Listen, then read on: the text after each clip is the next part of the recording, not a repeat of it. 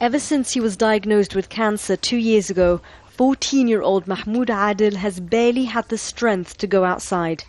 Last month, he was arrested during mass protests in Alexandria. Despite telling the police of his condition, he wasn't given medical attention for 9 days until he was finally released without charge. Mahmoud says he was detained in a cell with dozens of other children, beaten and denied food or water for 10 hours, and he wasn't even protesting. I was having a drink and jumping over puddles with my friend. I had nothing to do with the protests.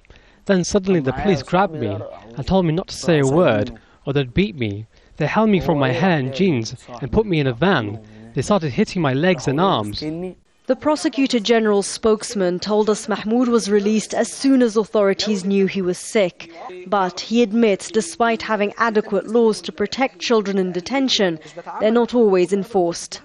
We need to have more equipped centers to take in the large number of children detained during recent events. We also need to develop a better culture to deal with these children, starting from the policemen arresting them to the workers in the centers. But from the legal side, our decisions are sound. More than 65 children were detained in the wake of the January 25th protests marking the anniversary of the revolution. That's almost a third of the total number of arrests made that week. Activists complain of a systemic rounding up of minors during scuffles. UNICEF has condemned violence against children and recent reports of their torture and abuse in police custody. Many of those arrested are street kids, some as young as 11 or 12 years old. Egypt has one of the highest number of children living on the streets in the world. And as poverty and unemployment rates rise, their numbers are growing.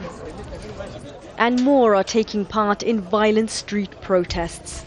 Sometimes they like to attack the police because they beat them. They remember how the government and its institutions are dealing with the children, how society has neglected them, so they would like to take revenge. Egypt's uprising unraveled many chronic social problems here. What's clear is that continuing to neglect and abuse the most vulnerable in society will fuel instability for generations to come. Sherine Tadros, Al Jazeera, Alexandria.